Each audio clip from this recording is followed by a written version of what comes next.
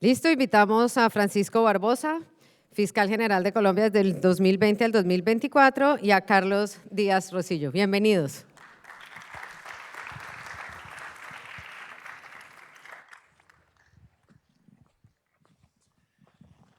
Muchísimas gracias. Buenas tardes. Pues como comentamos, no pudimos tener al expresidente Guaidó, pero aquí como estamos hablando de temas de futuro, no tuvimos al expresidente, pero quizás tenemos a un futuro presidente. Puede ser. Bueno, lo dejamos para otra.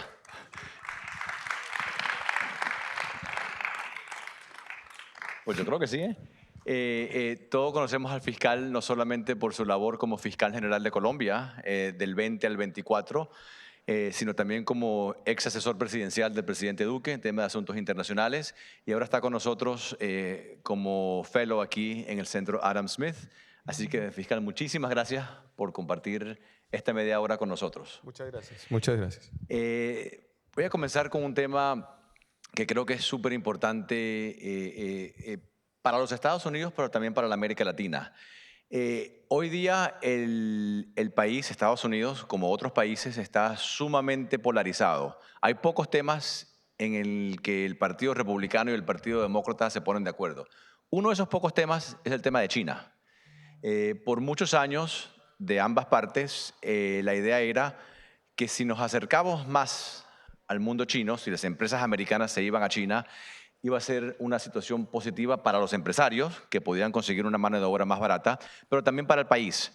Si acercábamos a China más al sistema occidental, iban a parecerse un poquito más a nosotros en cuanto a democracia, en cuanto a libre mercado. Vimos que no funcionó. Y hoy día hay un gran esfuerzo de parte del gobierno para incentivar a las empresas americanas a que regresen, idealmente a Estados Unidos, pero si no se puede, por la mano de obra, por otros temas regulatorios, que se vengan al vecindario. El famoso nearshoring es una gran oportunidad para que empresas que se fueron a China regresen al hemisferio occidental. Y cuando hablo de este tema con empresarios americanos, uno de los temas que usualmente sacan a relieve es la falta de seguridad jurídica y en muchos casos la falta de seguridad física, ¿no? El miedo que tienen en invertir en la América Latina por miedo precisamente a que llegue un gobierno, lo que le denominan muchas veces repúblicas bananeras, que estas repúblicas bananeras le quiten todas las protecciones que debe tener un sistema para asegurarse que un empresario tenga seguridad jurídica. ¿Qué está pasando en Latinoamérica con el tema de seguridad jurídica? ¿Cómo podemos incentivar a un empresario americano a que invierta en Latinoamérica cuando lo que oye en las noticias es que precisamente falta seguridad jurídica y en muchos casos hasta seguridad física? Bueno, muchas gracias por esta invitación a este segundo Summit sobre Latinoamérica. Es un placer estar acá. Yo creo que uno puede abordar esto en dos partes. Una primera parte es que en medio de esa discusión de si las empresas norteamericanas tenían que ir a China o tenían que trabajar con China, China entró a Latinoamérica. Y entró a Latinoamérica con 2.000, 3.000, 4.000 millones de dólares en inversiones. Hoy están más de 300.000 millones de dólares en inversiones en la región, independientemente de las condiciones ideológicas de cada país. Es decir, es una inversión no por principios, sino simple y llanamente por mero interés económico. Y eso es un tema importante desde el punto de vista de geopolítica. Entonces, mientras se discute mucho sobre si se invierte o no se invierte y si se ponen los recursos o no se ponen los recursos, rápidamente China ya está copando los mercados. Y lo vi, por ejemplo, en mi calidad de fiscal, ex fiscal general de Colombia, cuando viajando, por ejemplo, a Salvador, pregunté que quién estaba haciendo toda la renovación urbana del centro de San Salvador y me dijeron que era una empresa china y esa empresa china es la misma que estaba haciendo renovación urbana en Caracas. Y cuando uno pregunta la línea ideológica de Caracas o la línea ideológica de El Salvador es completamente opuesta. Es decir, hay unas inversiones que evidentemente están llegando y eso es una realidad. Y creo que ahí es donde es necesario entender exactamente cuál va a ser el rol de las empresas que se quieren, americanas, en la región, porque es muy importante. Dos, yo creo que la seguridad jurídica es trascendental.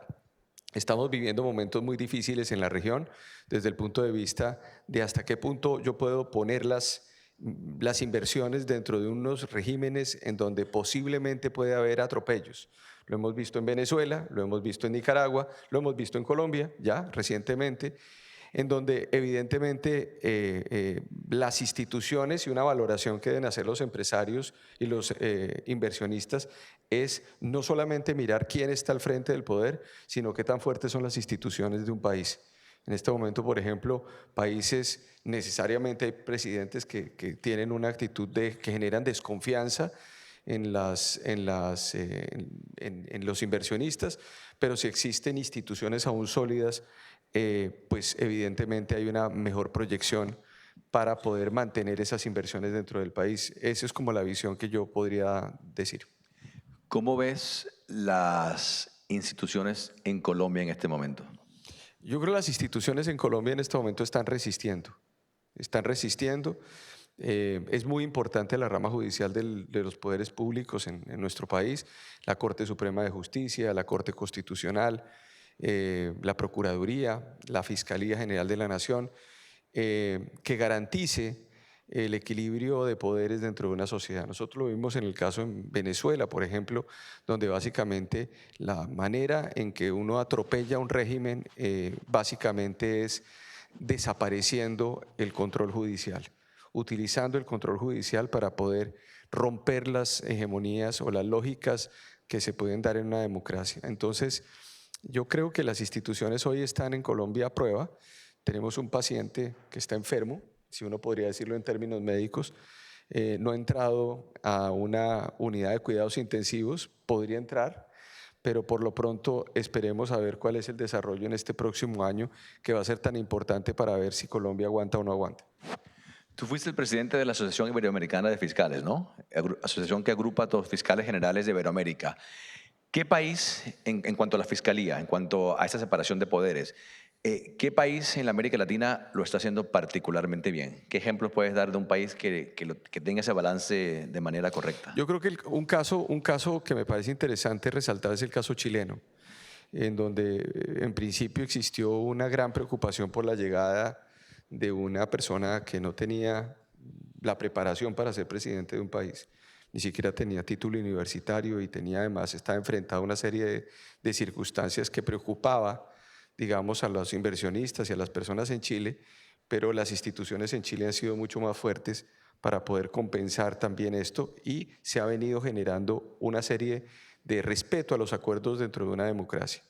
Evidentemente hay otros países donde uno podría ver o podría haber una proyección, lo que estamos esperando todos para ver qué es lo que está ocurriendo con el caso del presidente Milei en Argentina, que yo creo que ya estamos viendo una reacción dentro de la economía argentina, sobre todo con la reducción de gasto público, de un gasto público que básicamente es un gasto público que genera corrupción, porque parte de las discusiones que se generan en América Latina no está qué gasto público se utiliza para resolver los problemas de inequidad social en donde tenemos tasas de, por ejemplo, de informalidad económica como Colombia o como Argentina en casi un 60%, sino al mismo tiempo que tanto gasto público se destina a la corrupción que termina generando mayor pobreza en nuestras regiones.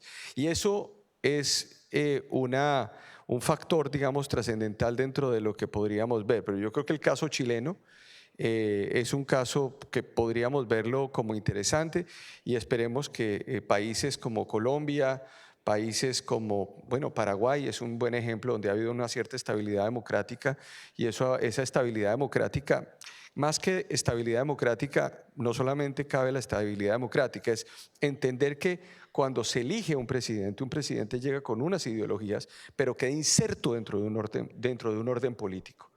Es decir, uno podría ser una persona de izquierda o de derecha, pero tiene que entender que hay un orden político marcado por la Constitución, donde hay unas reglas y donde tiene, como yo decía, que a veces uno ser completamente consciente de que no puede entrar a romper un orden existente, porque básicamente existen unos prejuicios contra el empresariado, contra los industriales o contra ciertos sectores de la población, lo que genera evidentemente desconfianza.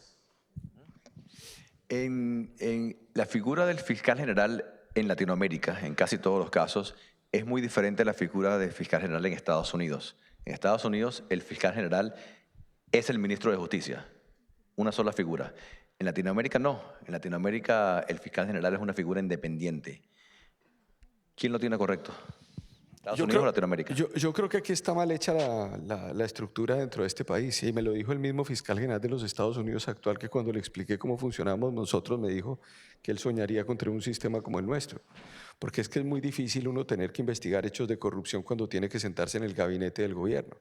Es necesario, sobre todo, que surja dentro de los marcos de estas figuras que son tan importantes en América, en Colombia, por lo menos la figura del fiscal general es tremendamente importante, es un cargo que es postulado por el presidente, tres personas, pero la Corte Suprema de Justicia del país escoge una de esas personas y lo hace parte de la rama judicial con las mismas responsabilidades de un magistrado de alta corte. Entonces, yo creo que es interesante mantener esto como un equilibrio de poderes dentro de los países. En algunos casos, y es paradójico, en algunos casos ha servido para defender la democracia y en otros casos en la región también ha servido para desarticular también el poder político o presidencial. Luego, todo depende de la manera como se mire el entorno, pero vuelvo y repito, si los funcionarios están conforme a lo que les dice su cargo en la Constitución y en la ley, generan confianza. Y la confianza, y vuelvo a la primera pregunta de la seguridad jurídica, la confianza se genera evidentemente si las instituciones están funcionando. Si la gente siente que está entrando en un ambiente en el cual existe seguridad jurídica, garantía para los inversionistas, confianza, libertad, pues evidentemente estamos en un escenario donde la gente encuentra el mejor ecosistema para la inversión. Y a pesar de ser parte de la rama judicial, es una figura netamente política. A ti te ha criticado por enfrentarte directo contra el presidente Petro y hablar, como diríamos, sin pelos en la lengua. ¿Cuál debe ser el rol de un fiscal general en el sistema político? En el caso mío, más allá de una confrontación contra un presidente, fue una confrontación por unos principios que yo defendí.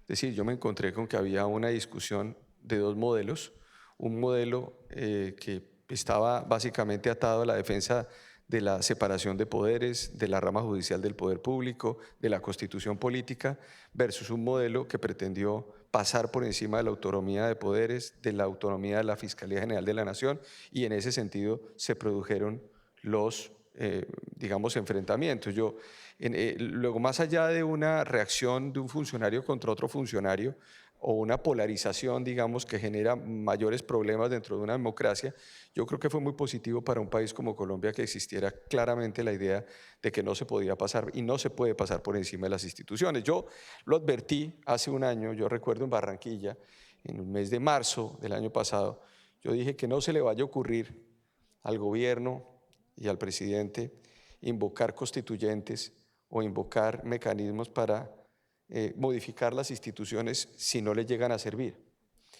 Bueno, hace unos días ya están hablando de querer una constituyente porque las instituciones no les están sirviendo. Hay que ver exactamente, por eso digo, si las instituciones son tan fuertes para soportar lo que puede venir y, por supuesto, garantizar el escenario electoral en el 2026. Te pregunté cuál es el rol de un fiscal general. Ahora te pregunto, ¿cuál es el rol de un ex fiscal general?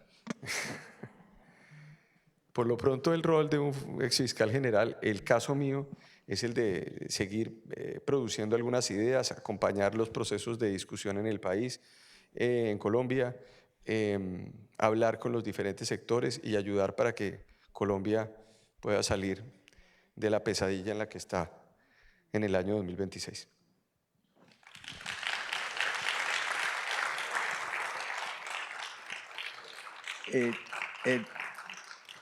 Concluyo con el tema con el que comencé la conversación. ¿Qué consejo le puedes dar a empresarios, emprendedores que quieran invertir en la América Latina en general y en Colombia en particular?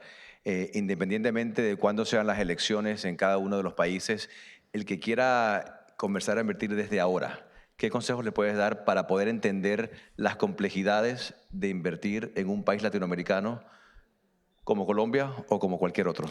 Yo creo que en el caso de Colombia, Colombia tiene una multiplicidad de factores tremendamente positivos con este país. Tenemos tratados de libre comercio, una gran cooperación económica, judicial, tenemos cientos de personas y de colombianos en Estados Unidos. Tenemos unas costumbres similares, tenemos unos principios similares. Luego es un país absolutamente importante para multiplicar la inversión. En este momento, por supuesto, existen preocupaciones, pero esas preocupaciones siempre tienen que mirarse con mucha inteligencia, entendiendo que, por supuesto, los fenómenos democráticos en los países son fenómenos que generan grandes expectativas en unos sectores y al final generan grandes desilusiones al momento de terminar los periodos presidenciales para generar nuevas expectativas. Esa es la mejor definición de democracia. Grandes expectativas, grandes desilusiones, grandes expectativas, grandes desilusiones, salvo cuando aparezcan buenos gobiernos que generen expectativas y al final del día la gente diga, me parece importante lo que se hizo y hay que renovar la confianza para otra persona que represente esos sectores. Yo creo que el caso de Colombia no hay que perderlo de vista, no hay que entrar tampoco en el pesimismo frente a lo que ha venido ocurriendo, sino entrar en la idea de que es un país también, es un gran mercado, 50 millones de personas, es un país además con una necesidad también de mantener la cooperación, de mantener la libertad, a pesar de los crecimientos lánguidos que hemos empezado a tener. Colombia tiene este año un crecimiento del 0.6%, tenemos una disminución en la inversión en un 50% en los últimos 7, 8 meses, tenemos una tasa de inflación del 11%, tenemos una tasa de desempleo que está aumentando, ya está por encima del 10%, es decir, pasamos de tener en el último año del gobierno del presidente Duque una tasa de crecimiento económico del 8%, que es residual o que digamos que es consecuencial al crecimiento que Colombia tuvo del 10% en el 2021 y por supuesto del año COVID, pero hoy tenemos ya un crecimiento, estamos teniendo tasa de crecimiento del 0.6%, lo que denota la falta de confianza y la preocupación en muchos sectores de decir si este es el momento o no de invertir. Hay mucho freno en la inversión, yo creo que hay que esperar un tiempo para verificar exactamente qué es lo que va a pasar en el 2025, que es un año tremendamente importante porque es el año previo electoral y a partir de julio del próximo año estaremos a 7, 8 meses de elecciones parlamentarias, a 7, 8 meses de las elecciones de consultas dentro del país para la próxima presidencia de la República y por supuesto de la elección presidencial que se tiene que presentar. Cuando digo se tiene que presentar, es que Colombia no puede perder la posibilidad de perder elecciones o de decir que no va a haber procesos electorales, sino es muy simple, las reglas son simples. En mayo del año 2026 tiene que haber una elección de primera vuelta en Colombia y un nuevo presidente de la República electo en junio del año 2026. ¿Y qué puede hacer el sector privado precisamente para ayudar con esos procesos? Ayer le comentaba al presidente Lasso, obviamente la labor de un empresario es ganar dinero, asegurarse de que su empresa sea próspera para el empresario, para su familia, para su empresa, para su comunidad. Pero en el tema social, en el tema político, ¿qué puede hacer un empresario para asegurarnos de que todos esos procesos democráticos se cumplan y la democracia siga adelante? No, yo creo que yo difiero de lo que dice el presidente Lasso. La función de un empresario no puede ser… No, eso lo dije yo. Ok. La función de un empresario no puede ser ganar dinero solamente. La función de un empresario tiene que ser también del de entender el ecosistema en donde está. Y en ese sentido de nada le sirve a uno ser un buen empresario si está poblado de pobreza o hay un 60% de informalidad dentro de un país, porque al final del día el responsable político, entre comillas, que va a buscar el político de turno, es el empresario que está generando alguna riqueza. Yo creo que el empresario tiene que involucrarse dentro de los procesos también sociales y hacer una tarea de ayudar también con sus mensajes a que se busque también y se crea que su función es ayudar al equilibrio dentro de la sociedad en la que vive. Yo no hablo de América Latina solamente, también lo hablo de acá de Estados Unidos. Y lo estamos viviendo porque hace un momento hablaban de Estados Unidos. Estados Unidos, hay 50 Estados Unidos distintos.